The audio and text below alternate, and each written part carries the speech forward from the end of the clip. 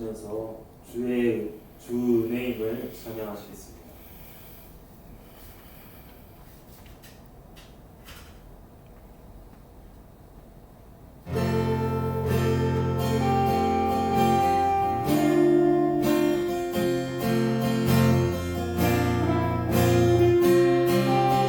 나의 모습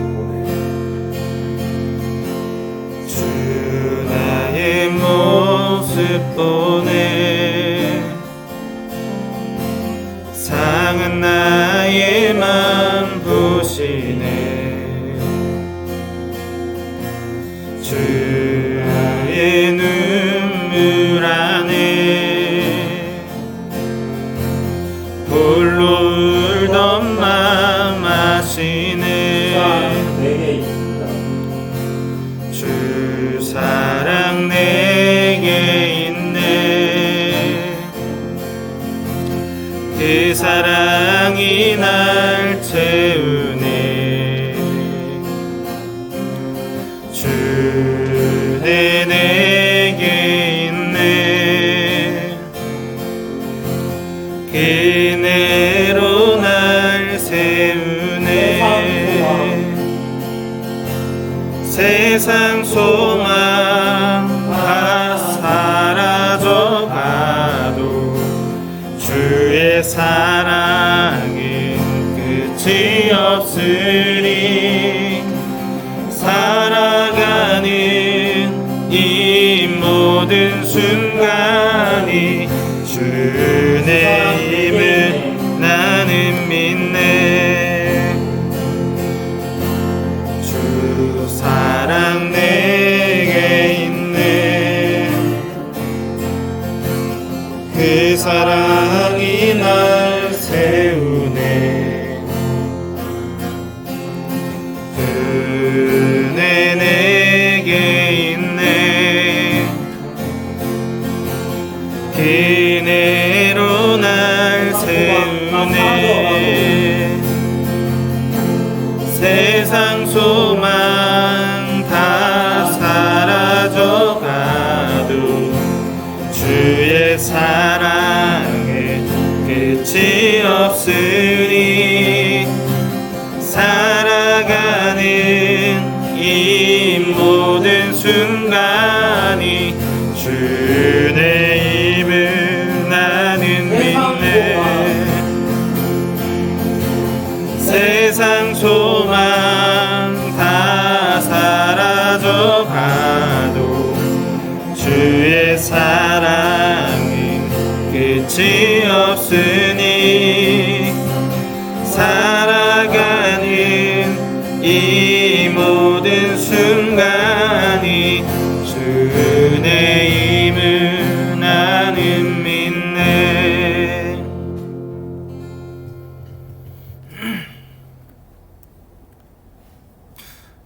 아멘. 제가 잠깐 기도할게요. 하나님 아버지 감사합니다.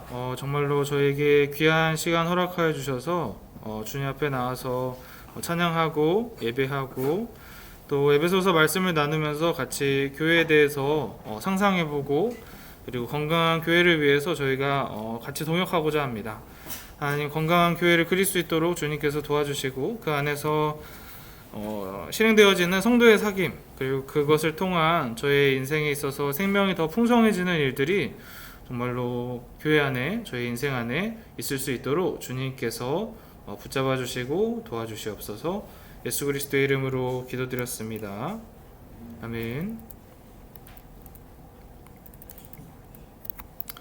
네, 오늘 말씀은 에베소서 3장 1절에서 6절입니다. 같이 읽도록 하겠습니다. 시작. 이러므로 그리스도 예수의 일로 너희 이방인을 위하여 갇힌 자 된 나 바울이 말하거니와 너희를 위하여 내게 주신 하나님의 그 은혜의 경륜을 너희가 들었을 터이라. 곧 계시로 내게 비밀을 알게 하신 것은 내가 먼저 간단히 기록함과 같으니 그것을 읽으면 내가 그리스도의 비밀을 깨달은 것을 너희가 알 수 있으리라.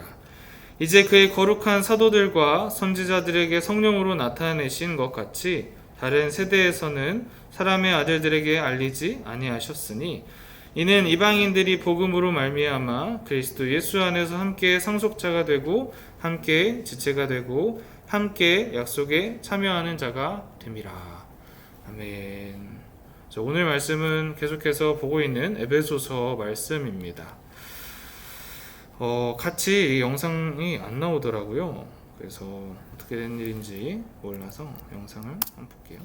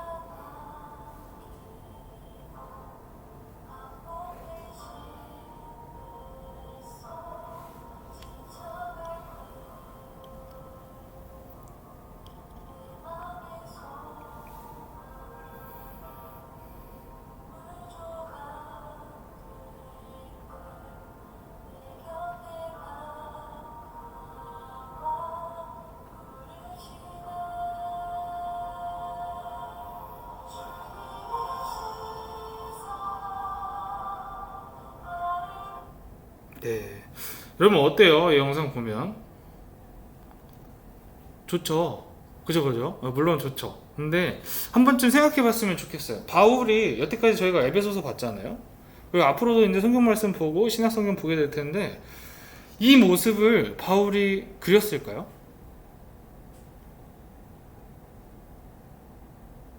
여러분 바울이 교회를 세울 때 이것을 주력적으로 사용했을까요? 여러분 여태까지 읽으셨던 성경 말씀 한번 떠올려 보세요.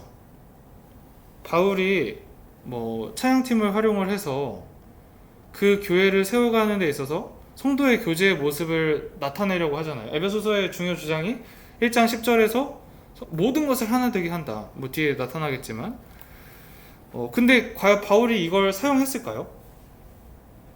한번 같이 생각해 보면서 물론 찬양팀이 있어야 돼요. 그리고 그것에 있어서 은혜를 받고 어떠한 하나님이 주시는 따뜻한 사랑과 또 그 안에서 가사가 주는 은혜, 이게 정말 중요하거든요. 근데 여러분 놀랍게도 바울은 신약성경 안에서 여기에 대한 언급들이 제가 느낄 땐 거의 없어요. 그래서 이게 어떻게 되는 일인지, 무엇 때문에 이렇게 되는 건지, 그리고 만약에 그렇게 됐을 때 우리가 잃어버릴 것들이 뭐가 있는지, 그리고 어떤 신학적인 강조점들에 따라서 이게 또 나타나기도 하거든요. 그래서 오늘 같이 한번 그것에 대해서 살펴보려고 합니다. 오늘 처음 이렇게 찬양 인도를 해준 우리 효남이한테 박수 한번.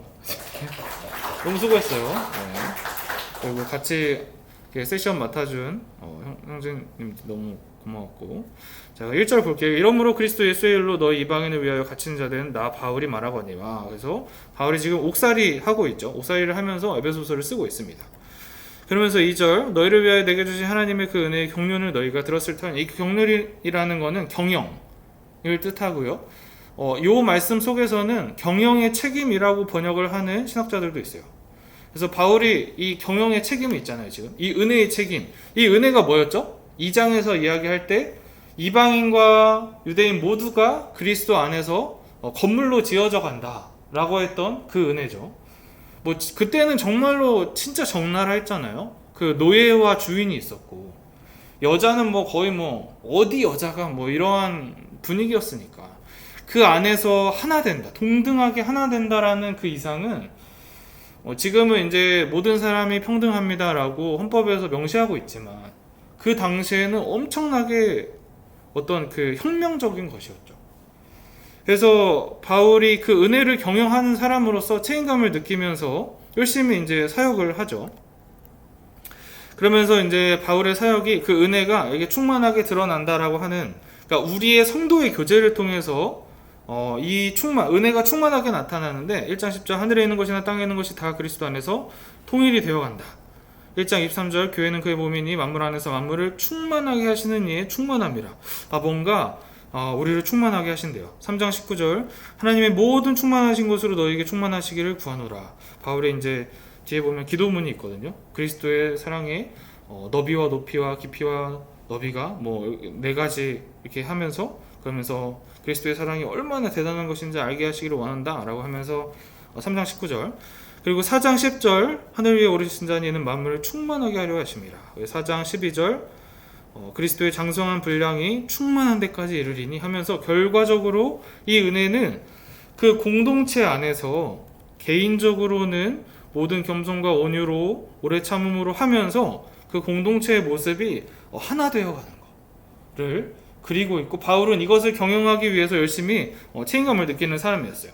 그리고 그 모습을 이 에베소 말씀 시작할 때 처음 했었죠. 사도행전 20장 37절, 다 크게 울며 바울의 목을 안고 입을 맞추고 다시 그 얼굴을 보지 못하리라 한 말로 말미암아 더 근심하고 배에까지 그를 전송했다. 그래서 약간 이런 모습들을 그리고 이것이 교회입니다 라고 설명을 하고 있습니다. 그래서 여러분 한 번 더 광고할게요. 여러분 이걸 끝까지 다 듣고 나면 나는 이걸 좀 해야 되겠는데 라는 생각이, 제가 설교를 잘했다면 들을 수도 있을 것 같아요. 근데 꼭 한 번 정도는 하나의 일관된 언어로서 이렇게 내 에너지를 투자해서 한 3학점 정도 돼요. 이 에너지를 투자하는 게 뭐 1학점으로 따질 수도 있고 3학점으로 될 수도 있는데, 근데 이 과정을 통해서 좀 단단하게 십자가 중심적 복음과 하나님 나라 중심적 복음 둘 다를 단단하게 붙잡고 건강한 신앙생활을 같이 해나갔으면 좋겠습니다. 다시 한번 질문하면 여러분 어때요? 바울이, 여러분 머릿속에 있는 성경 구절을 한번 생각해 보세요.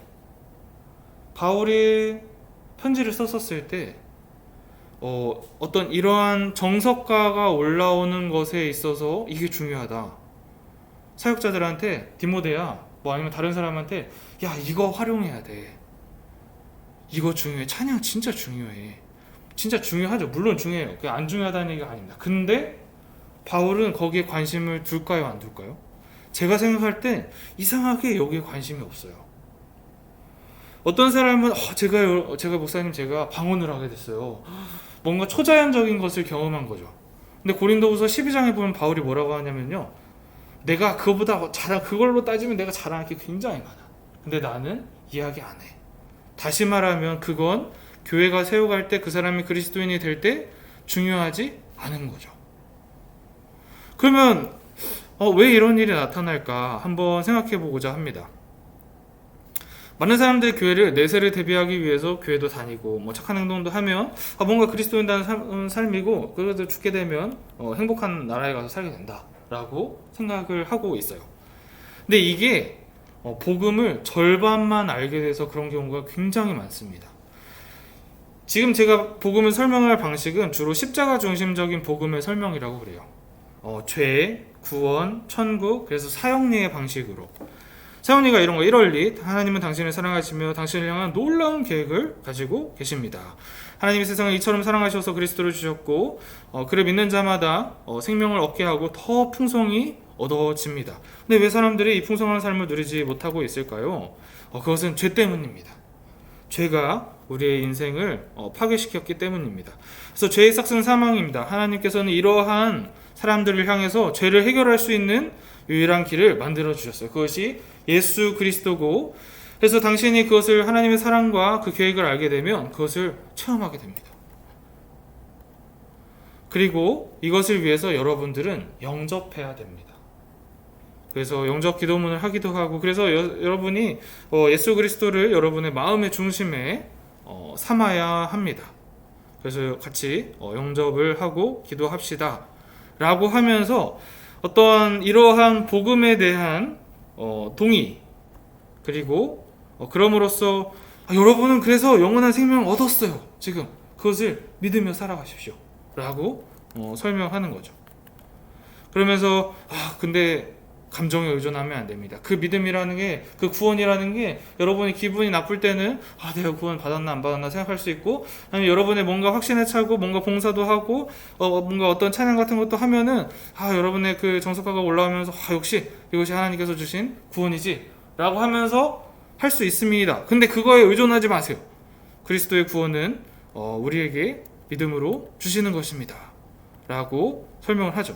그러면서 그리스도를 향한 권면으로서 날마다 하나님께 기도하십시오. 말과 행동으로 그리스도를 증거하십시오. 되게 좋은 말이고요, 맞는 말입니다. 근데 이 프레임만으로 그 복음을 설명하면 문제가 생겨요. 왜냐면 여러분 저번 시간에 제가 여쭤봤잖아요. 여러분들한테 예수님의 중심 사상이 뭐라고요? 하나님 나라예요. 근데 이거는 하나님 나라 방식으로 복음을 설명하는 게 아닙니다. 그래서 두 가지가 다 있어야 돼요. 그래서 이렇게 됐었을 때 흔히 가장 그 우려하는 그 사람들한테 복음이 뭡니까? 라고 질문하면 그 사람은 구원이라고 말해요. 물론 그게 맞는 말이지만 중요한 단어지만 구원만 생각한다면 큰 문제인 거죠. 그래서 어떤 신학자는 이 사람들을 구원주의자라고 이야기를 합니다. 그 사람은 복음주의자가 아니에요. 보니까 그 사람이 복음에 대해서 알고 있는 건 정말 일부분. 그러니까 자기 그 집 자체가 굉장히 부실하고 토대가 잘못되어 있기 때문에 그 속에서 신앙생활을 하면 뭔가 이상해. 뭔가 이렇게 내가 은혜를 받는다고 했었을 때는 뭔가 이렇게 찬양도 뭔가 이렇게 은혜가 와. 뭔가 거기에는 여기에 대한 진정성 있는 그리고 어떤 뜨거운 공감대가 형성이 돼요. 그걸로 인해서 봉사도 하게 되고 뭔가 그래 내가 그리스도인으로서 이렇게 옆에 있는 사람 좀 관심도 갖고 살아가야지 라고 생각을 해요. 그러다가 사람의 정서라는 게 결코 어느 한 곳에만 머무를 수 없어요. 그럼 당연히 딴 것도 신경을 쓰다 보면 뭔가 이게 죄책감도 느껴지는 것 같고, 그래서 수련회 때 막 은혜를 받아갖고 그리스도인으로 살겠습니다. 그게 틀리다는 게 아니에요. 근데 토대가 만약에 그것만 있다고 하면 큰 문제가 됩니다. 왜 그런지 뒤에 가면서 그래서 이제 이 십자가 중심적 복음을 받아들이는 사람의 신앙생활은 신이 존재하는데 그 신은 기독교의 신이에요. 그리고 그분이 날 위해 죽어주셨고 나를 위해 구원의 길을 예비하셨으니까 내가 그리스도인답게 살아야 돼요. 그래서 건조하게 동의하는 사람도 있을 거예요. 그냥 맞아, 난 거기에 그렇게 거부하진 않아 라고 동의하면서 나오는 사람도 있을 거고, 아니면 진정성 있는 뜨거운 동의를 하면서 다니는 사람도 있을 거예요. 그래서 진정성 있는 뜨거운 그 동의를 향한 그것을 항상 유지하고 큐티하고 말씀하면서 진정성 있는 뜨거운 삶을 통한 제자의 삶을 열심히 살려고 하는 사람도 있을 거고, 아니면 진정성 없는 뜨거움 없는 죄책감 있는 사람, 그렇게 해야 되는데 그런 신앙생활을 해야 되는데 근데 말이죠, 제가 뒤에서 설명할 이 부분에 있으면 이러한 느낌보다는 다른 방식으로 신앙생활을 하게 됩니다. 하나님 나라 방식으로 복음을 한번 설명해 볼게요. 첫 번째는 본래 우리는 하나님과 언약 맺은 백성이에요. 그 나라에 살고 있었어요.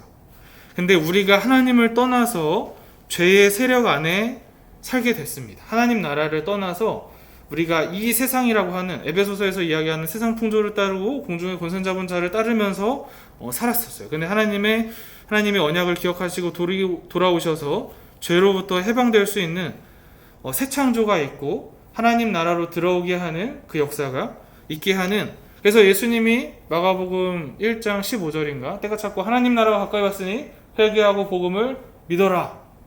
하나님 나라가 중심사상이잖아요. 예수님의 중심사상이. 그걸 계속 얘기를 하시는 거죠. 그러면서 그 언약관계가 점차 회복이 되어가는 겁니다. 그래서 복음을 이렇게 설명하는 거예요. 태초에 하나님이 천지를 창조하셨다. 그래서 하나님 나라의 법을 지키면 행복하고 지키지 않으면 지옥이다. 아담과 하와는 하나님 나라를 맛봤다.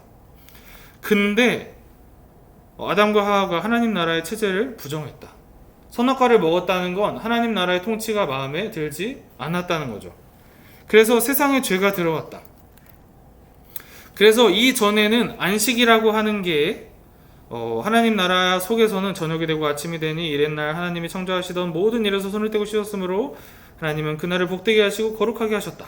모든 나무 열매는 네가 먹고 싶은 대로 먹어라 라고 하는 모습의 천국이 그려지지만, 죄가 들어온 이후로는 이 세상을 통치하고 또 공중의 권세 잡은 자라고 칭해지는 사람들 안에서의 안식은 사실은 없는 거죠. 그렇게도 지금 볼 수 있잖아요. 우리는 그 사회비평가들이 전 세계적인 사회를 비평할 때 뭐라고 하냐면요, 성취 주체로서 계속 쫓기고 있다고 말을 해요.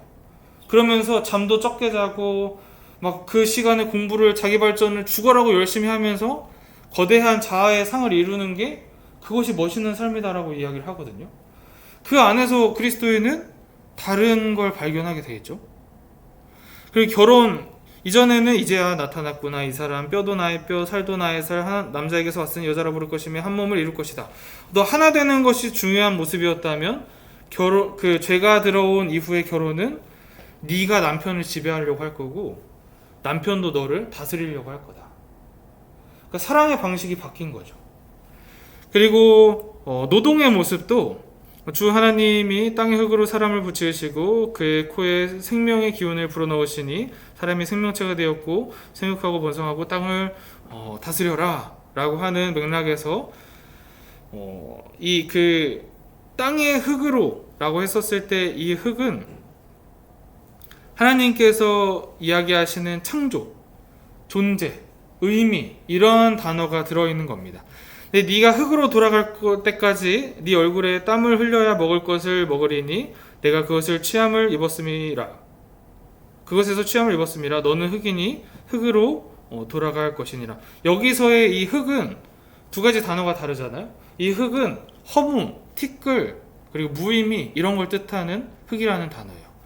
그러니까 하나님의 나라에서는 우리의 노동이, 그리고 우리의 결혼 생활이, 우리의 안식이 이렇게 되도록 하나님께서 원하세요. 그리고 사회평가들도 얘기하고 심리학자들도 얘기하고 이러한 삶이 행복하다고 얘기를 해요. 근데 이 세상은 다르게 얘기하죠. 우리가 이야기하는 공중의 권세 잡은 자들이 있고, 그리고 이 세상의 통치자들이 주장하는 그 세계는 다른 세계인 거죠. 저번에 얘기했던 그것이 상향성 사회라고 얘기할 수도 있을 것 같아요. 많이 가지는 게 행복하다. 그러니까 여러분 많이 가지세요. 안 그러면 불행하잖아요. 라고 이야기하는 그 사회에 대해서 하나님 나라를 발견해야죠.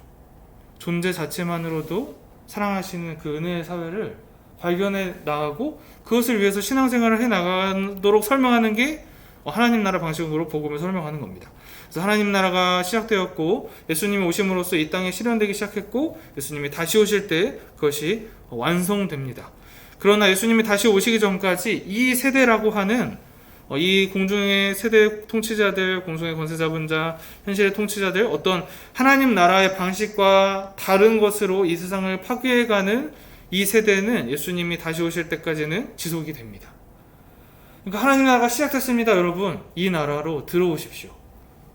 이 나라의 방식으로 살아가십시오 라고 설명하는 게 하나님 나라 방식으로 복음을 설명하는 겁니다. 그래서 하나님 나라 방식으로 복음을 받아들이면 깨어진 체제에서 대안적 체제를 분별하는 게 굉장히 중요해져요. 다시 말해 찬양을 통해서 어떠한 하나님의 사랑을 느끼고 그것도 물론 중요한데요. 근데 하나님 나라의 복음을 받아들이면 그게 그렇게 중요해지지 않아요. 뭐가 중요해지냐면 하나님 나라를 찾는 게 제일 중요합니다. 그 안에서 내가 내 인생에 있어서 내 가정 안에, 내 어떠한 사회 안에, 내 주변 사람들 안에서 하나님께서 나에게 원하시는 하나님의 우리를 동역자로 부르고 계신데 그 동역을 내가 어떻게 할 건가? 이게 훨씬 더 중요해지게 됩니다. 그래서 로마서 말씀을 보면서도 여러분은 이 세대의 풍조를 본받지 말고 마음을 새롭게 함으로 변화를 받아서 하나님의 선하시고 기뻐하시고 온전하신 뜻이 무엇인지를 분별하도록 하십시오. 물론 바울은 하나님 나라라는 단어를 잘 사용하지는 않습니다만 예수님의 12제자가 세운 교회의 기도문을 로마서 1장 1절에서 4절에 적어놔요. 그리고 바울도 계속 그런 얘기를 하잖아요. 내가 사도들과 교제를 하고 있다. 그리고 예수님한테서 복음을 배우잖아요. 그러니까 같은 말씀들 속에서 십자가 중심적으로만 복음을 설명할 때 우리가 그 바울이 편지 속에서 나타나는 그 교회의 모습은 좀 멀어질 환경이 오히려 더 높을 수도 있어요. 왜냐하면 강조점이 좀 다르니까. 전 세계적으로 나에 대해 집중하는 건 정말로 이렇게 많아지고 있거든요. 근데 과연 교회의 모습이, 그리고 이런 것들을 통해서 정말로 하나님께서 이 세상을 구원해 나가고 계시구나 를 볼 수 있는 그 교회는 우리가 복음에 대해서 더 잘 알아가고 또 그 안에서 나의 언어로서 복음을 설명해 갈 때, 그래서 아주 건강한 교회의 모습을 그려갈 때 훨씬 더 중요한 것 같습니다. 그래서 여러분이 교회 사역을 같이 동역하고자 한다면 어떠한 다양한 사역을 할 수 있어요. 근데 그 안에서 그 어떤 것을 할 때든지 우리가 하나 되는 일에, 그리고 알뜰살뜰히 서로를 챙기는 일에 바울은 가장 많은 강조를 합니다. 사랑하라고 강조를 합니다. 근데 여러 가지 사역을 하면서 일을 하는 관계를 만들 수는 있어요. 예를 들어서 식당 봉사를 한다고 생각해 보세요. 식당 봉사를 하면서도 우리의 사귐이 더 깊어질 수 있어요. 근데 일을 하는 것은 물론 안정감을 줍니다. 어색하지 않게 하고요. 뭔가를 함으로써 교제를 하는 것 같아요. 근데 그 이상의 관계는 진전이 안 될 수가 있어요. 그냥 서로 일하는 게 힘드니까. 그러면 재고를 해야겠죠. 우리가 같이 교회를 세워가도록 하나님께서 부르셨는데 그 일을 하는 게 마땅할까? 성도의 교제가 그걸 통해서 일어나고 있을까? 그럼 뭘 위해서 해야지? 바울은 그렇게 쓰잖아요. 3일 밤낮으로 울며 너를 권면했다. 그게 바울이 교회를 세웠던 방식이었어요. 그래서 우리가 같이 이런 부분들에 있어서 고민하고, 그래서 우리는 여러분 교회를 계속 나올 정도면 여러분 좋은 마음을 갖고 있어요. 하나님 보실 때 기뻐하실 것이고 열정도 있습니다. 근데 그것이 정말로 올바른 방향으로 가고 있을까? 여러분이 에너지를 드리는 것이 정말로 올바른 방향으로 향하고 있고, 그래서 내가 신앙생활을 했었을 때 정말로 그리스도께서 우리에게 주시고자 하는 풍성한 삶을 누리게 될까? 아니면 뭔가 그 뉘앙스가 성경과는 다른 게 아닐까? 같이 한번 고민하고요. 그래서 여러분 좀 성경적인 신앙생활을 하기 위해서 요즘 교재가 아주 잘 나와 있습니다. 그래서 1대1을 같이 하면서 같이 복음에 대해서 탐구도 하고 또 사람을 세워가는 그 양식 이렇게 보면서 같이 공부하고, 그리고 이게 복음적으로 사람을 세워가는 일에 함께 동역해 주었으면 좋겠고요. 두 번째로는 건강한 사랑을 배워가는 겁니다. 에베소서 3장까지는 바울이 신학적인 토대를 이야기하고요. 4장부터는 사랑할 것을 이야기합니다. 바울이 여태까지 경험했었을 때 다양한 사람들을 보면서 이렇게 해야 사랑을 할 수 있더라 라고 하는 부분이 4장부터 나타나요. 그래서 정말로 두 번째는 제가 여러분들한테도 하고 이제 그 간부님들한테도 말씀드리는 부분인데, 이 사역을 같이 할 거면 저는 그렇게 추천을 해드려요. 11조 내지 마시고요. 한 1년에서 2년 정도는 때로는 상담을 받아보세요. 그리고 그거 갖고 인격에 대해서도 공부를 한번 해보세요. 그리고 같이 교회를 세워갑시다. 더 사랑하는 방법을 나름대로 비법을 연마하기도 하고요. 그러면서 같이 우리 한번 사랑해 봅시다 라고 하는데, 같이 여러분들이 그러한 사역에 동참해 주셨으면, 그래서 정말로 사랑하고 사랑받고 의미를 만들어내고 건강 즐거움을 누리는 그 공동체에 같이 동참해 주셨으면 좋겠습니다. 기도할게요. 하나님 아버지 감사합니다. 오늘은 같이 복음에 대해서 또 교회에 대해서 살펴봅니다.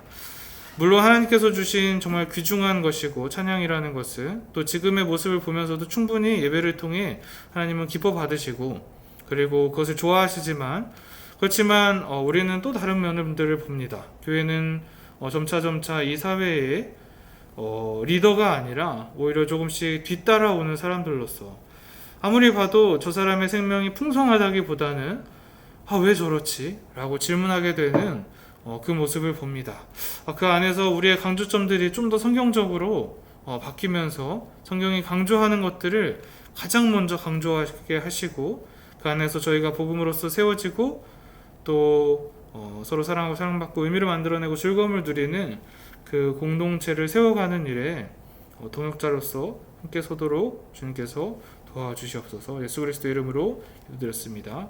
아멘. 축도로 마칠게요. 이제는 우리 주 예수 그리스도의 은혜와 하나님 아버지의 무궁하신 사랑하심과 성령님의 인도하심이, 하나님 나라의 복음과 십자가 중심적 복음, 그 두 가지로 건강한 교회를 세워가려고 하는 우리 성도님들의 머리 위에 이제부터 영원까지 함께 하실지어다.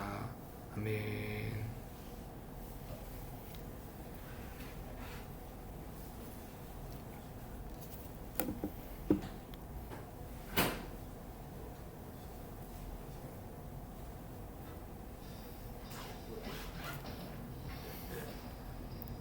네, 밑에 내려가서 간식 먹을게요.